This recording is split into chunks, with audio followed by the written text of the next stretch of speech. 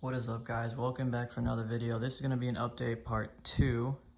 As you can see, if you've watched the part 1 video, I've been busy doing the mods but not really filming. It's just been hard to get those done between work and house projects. So this is what we got going on. So we'll start with the livery first. Now, this livery I bought from eBay from a guy that goes by GY_graphics. He makes a bunch of different kits for any and all types of cars. Price ranges from like $150 to like $400, I want to say. This is how mine was laid out. I obviously added my own flair to it. So you get like this front center piece here, which I love. And then you got a couple more of like kind of like the spiky waves going through. Get a couple flames. You get a bunch of stars. I still have a bunch of like stars. Depending on the kit that you can get them in multiple like colors.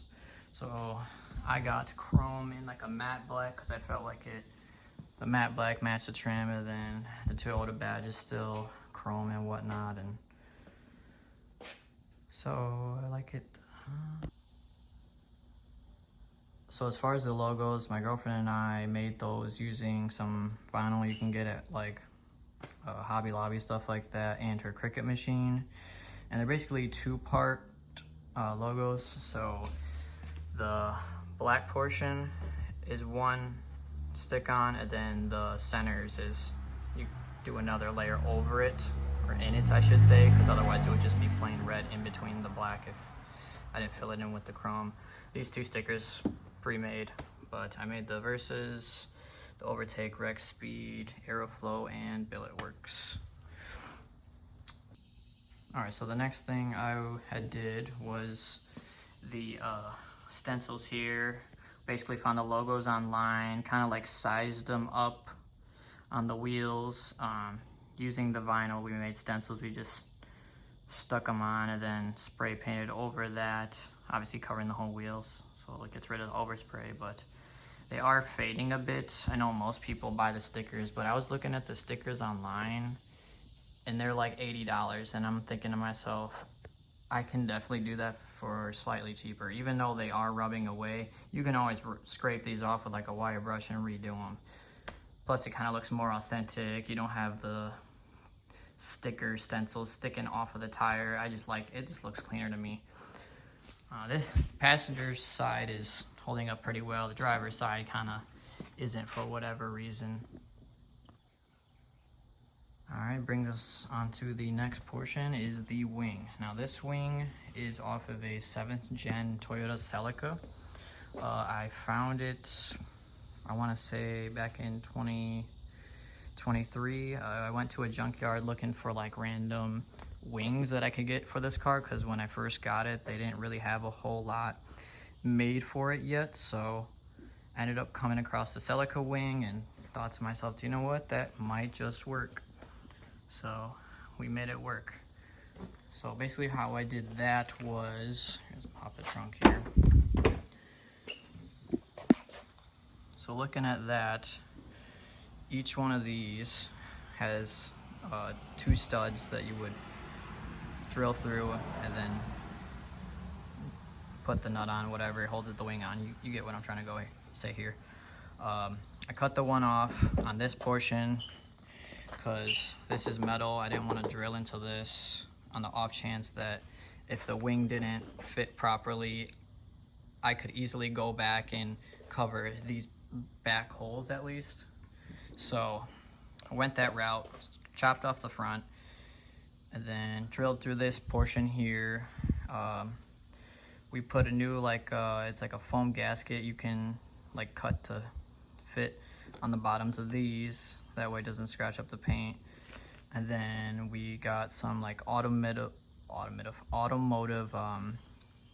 caulking, if you will, and just kind of like filled in the gap here. That way we didn't get any like water or anything building up underneath the wing itself. I do got to clean it up a little still. As you can see, the wing is OEM the OEM red color. I used Overtake has a spray can that you can get OEM paint for, and I basically used that to get it color matched. It's not perfect. I'm not an expert painter, but I guess maybe in this light it might look okay. Sometimes in the sunlight you can still see a lot of the imperfections, because I didn't do a whole lot of like sanding to like fix all the imperfections on the wing itself, because when I got it, it had like clear coat fading issues and stuff like that. But I did my best, and I think it turned out pretty good. And then going to the interior, the last video I made, I did the Alcantara, I think it was like the door pulls, and then this boot and that boot there. But originally, alright, so in the last video we did the Alcantara boots between the shifter and the e-brake here, but I didn't have the matching e-brake with red stitching, so I installed that, because otherwise the one I had on there was white stitching, and I'm still actually looking for decent door cards that will have the red stitching. That way it'll all be uniform. But I'm not sure if I want to do the one where it's got like the Alcantara up here or not, just because I kind of like the leather. It's kind of easier to clean. It's kind of weird because the premium model has leather here and then Alcantara here, and then this is a base, but the base has this leather here and then like a fabric here. So I don't know, it's kind of weird, but I'll see if I can find one to kind of tie that in, match it up. And then lastly, we finally got some actual carpet mats instead of the stupid all-weather ones. They're just so hard to clean. I just figured, why not get carpet mats now, considering I'm not winter daling this anymore.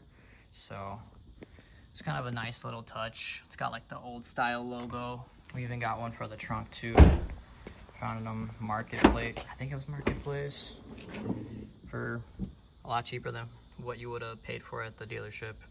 Gotta clean it up a little, but yeah, it's like got the old logo on it, which I like.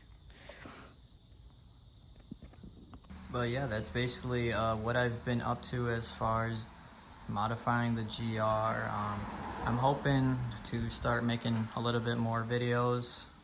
Maybe I'll do some driving videos and whatnot.